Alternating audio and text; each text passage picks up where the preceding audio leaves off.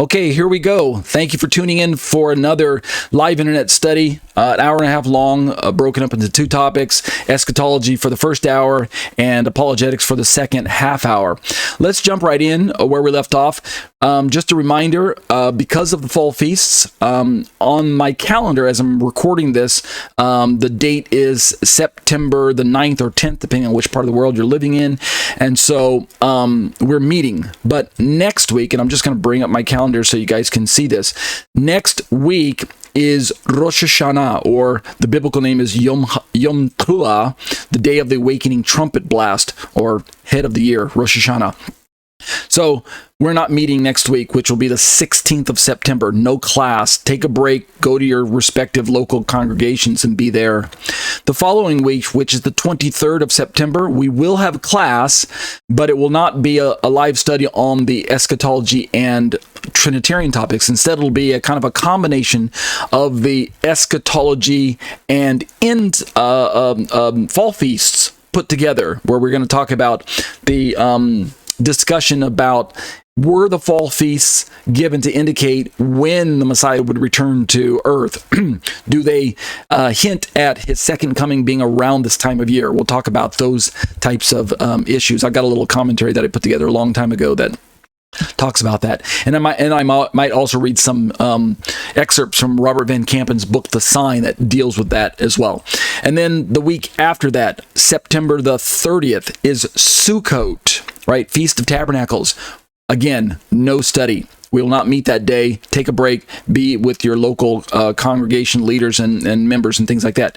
And then the first Saturday in October, which is October the 7th, is Shmini Atzeret, the 8th day of assembly, or the otherwise known as Simchat Torah, the final day of Sukkot, the rolling back of the Torah scroll from Deuteronomy back over to Genesis, rejoicing in the Torah.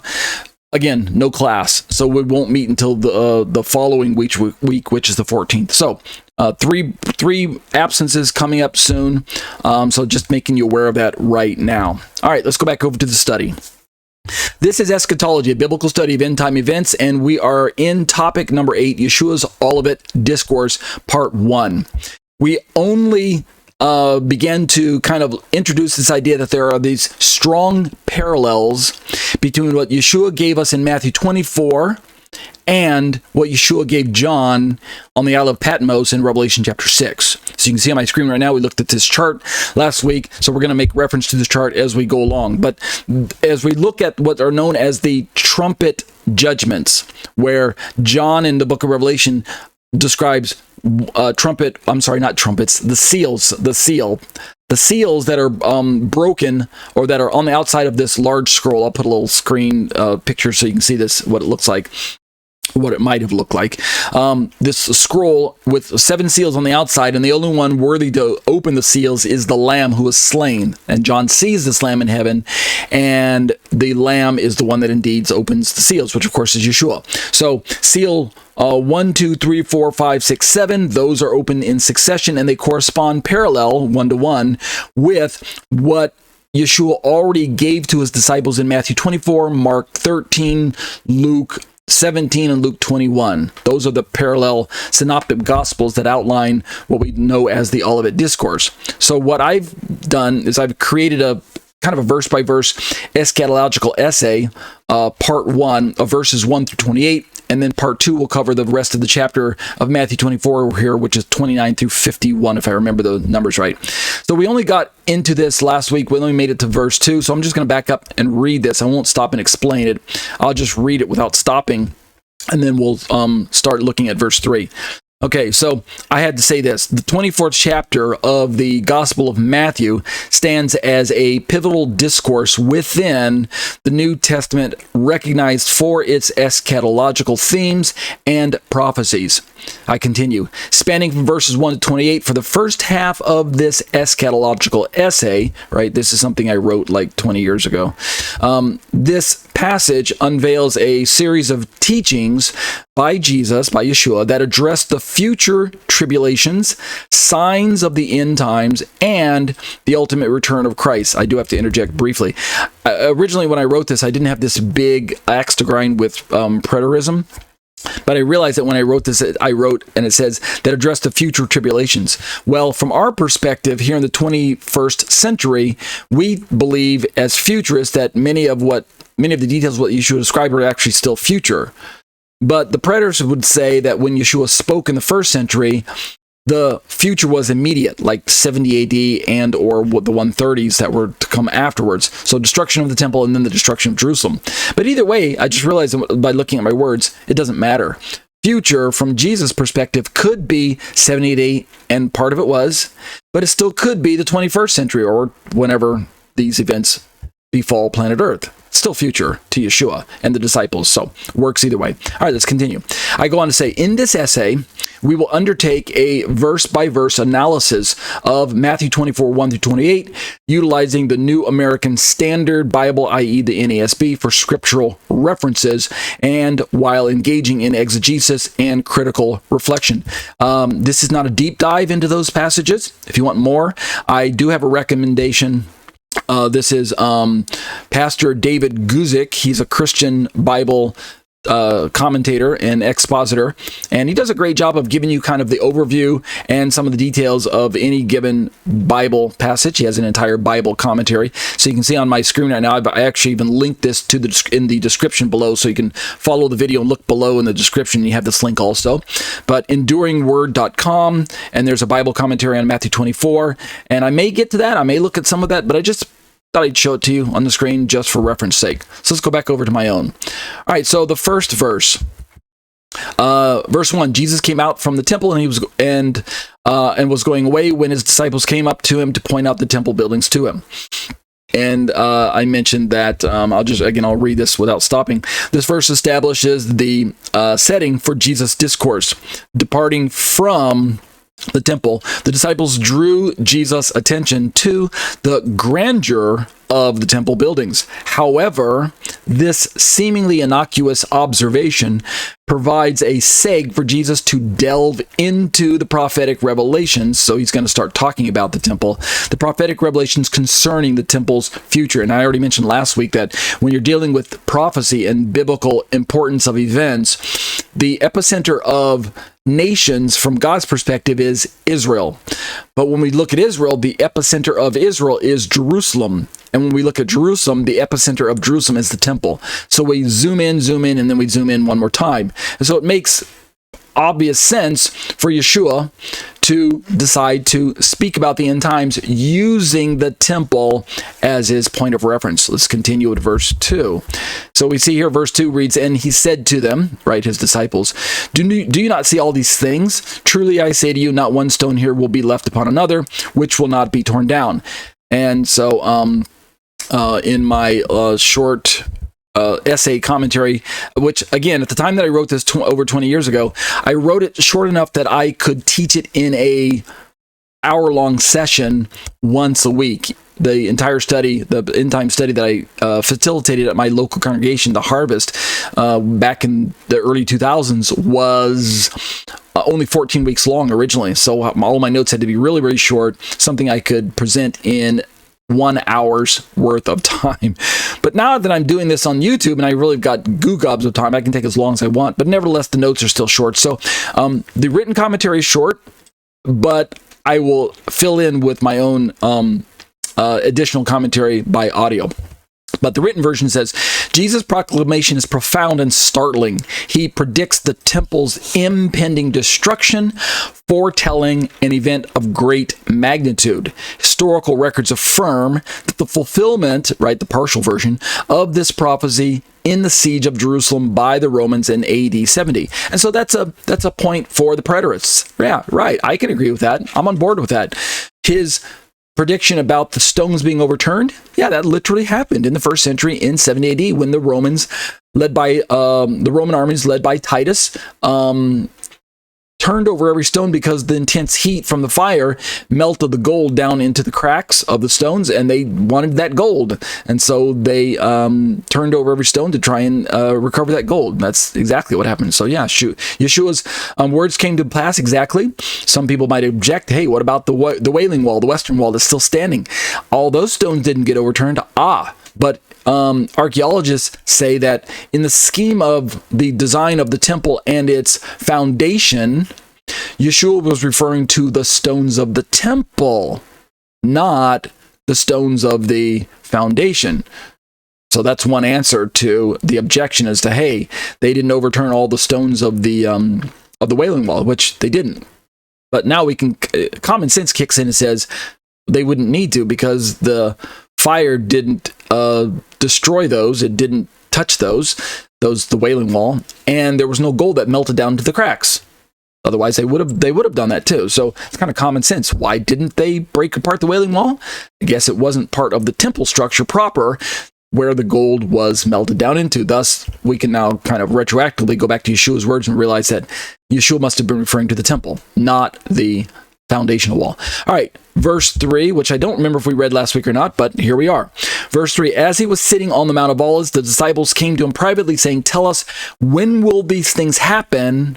And what will be the sign of your coming and of the end of the age? Now, I'm quite certain I didn't read this last week, but let's read my commentary now, and then I'll add my own additional verbal commentary to the written version.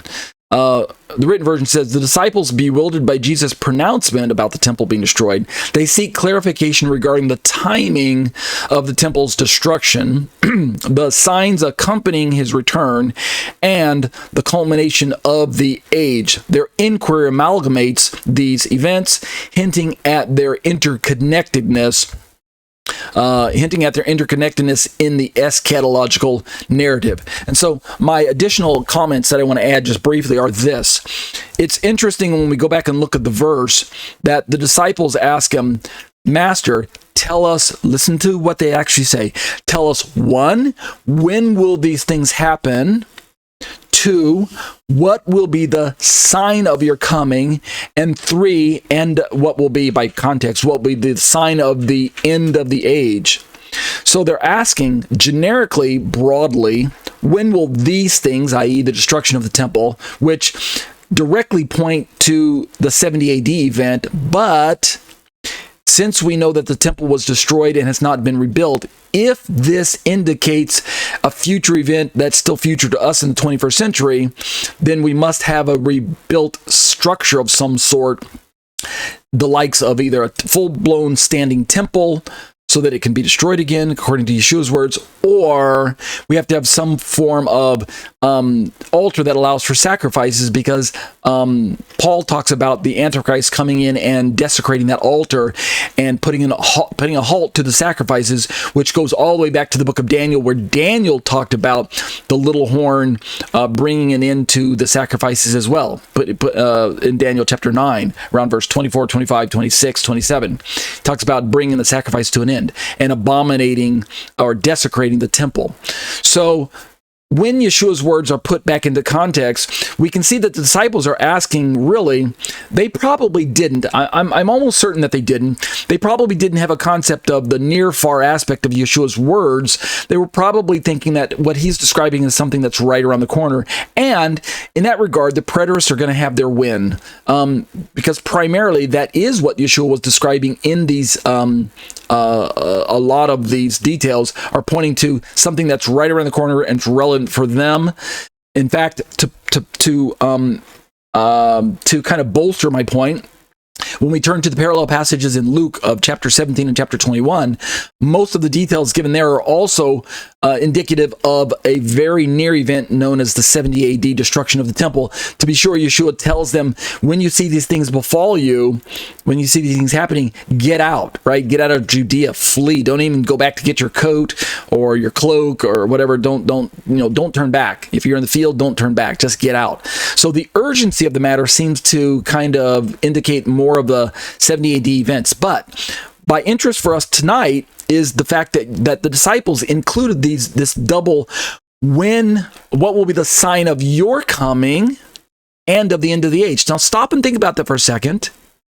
Why would they ask about the coming of your the sign of your coming, your arrival, your parousia, and of the end of the age, if Yeshua didn't seem to earlier sometime allude to the idea that he was going to leave and then to come back?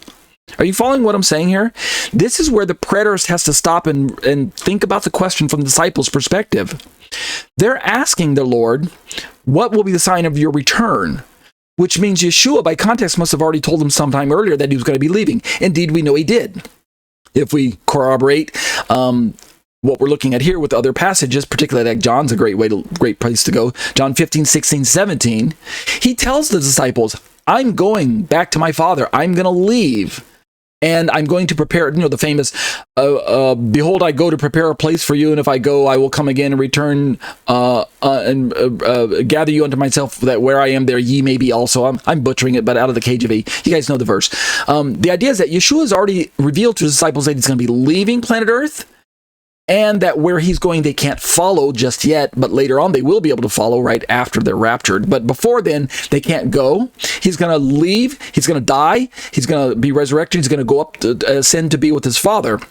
Go back to where he came from, right? He describes himself as the only one coming down from heaven and the only one going back up to heaven, right? The only one who ascended and descended.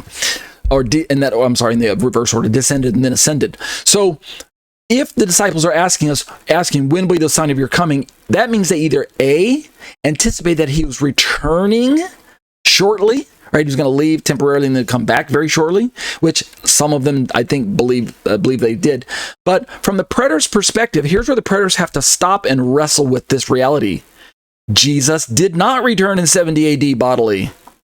Maybe we could say he returned spiritually or psychologically or theologically or analytically or analogously or I'm trying to make up kind of humorous words to prove my point, is that obviously all of the details that Yeshua is going to give us here in a moment about the signs of his return and the tumultuous times that are approaching and what's going to happen when he does return to establish his kingdom and the death of the Antichrist and the imprisonment of Satan for 1,000 years during Yeshua's reign here on earth. All of those details that we have given for us, not just in Matthew, but also in the Revelation passages 6 and 7, like I talked about. Remember, this is a parallel. The preterists then are stuck because everything didn't come to pass. So the hyper-preterists, the full-blown preterists, they've got a problem. They're borderline heresy anyway. But the partial preterists, okay, they've got some challenges in front of them as well. And then I'll add this last detail and then we'll keep going. They asked the Lord, when will these things happen and what will be the sign of your coming? Notice the sequence. The sign of your coming and of the end of the age. And then for the next set of 24, 25, almost the entirety of the passages, almost 50 verses, Yeshua details what he gives them the answer to their question, but he reverses the order. They asked the questions almost out of order. They said, what will be the sign of your coming and of the end of the age? Chronologically, Yeshua does show up first, and then the age is brought to an end. So we do have that, right? He comes back on a white horse, defeats the Antichrist. The age is brought to an end at the Battle of Armageddon, this age, and then the new age is ushered in with the entrance of the establishment of the 1,000-year kingdom. That's the age to come. So that's where we have the separation, the break between this present age, this present wicked, evil age, where Satan is still free to roam around and deceive humanity, and the difference between the age to come, which is Yeshua's 1,000-year reign here on planet Earth, where Satan is bound for 1,000 years, right? So we have a difference in those ages. So yes, chronologically, his coming for his second coming chronologically is first, and then the end of the age is second. But what Yeshua does when he answers the question is he gives all these signs of the end of the age, and then he turns around and gives the signs of his second coming, which is really kind of strange until we begin to realize that his second coming is actually broken into two primary events. The rapture, where his feet don't touch planet Earth and he comes to rescue his saints, and then the physical second coming, where his feet do touch planet Earth, specifically the Mount of Olives. He splits that thing in half, and he returns with his saints, right? White horse, and we return with them. Okay, so that's where we can kind of see that, okay, all right, some of these events are going to make sense why he would kind of perhaps maybe put them out of order, because the end of the age is kind of, the bad stuff happens before Yeshua comes back, is the point I'm trying to make. So when we say the end of the age, we could describe that as the bad stuff. So kind of he gives them all the bad stuff up front, and then he tells them, yeah, and then I'm going to return to rescue you guys.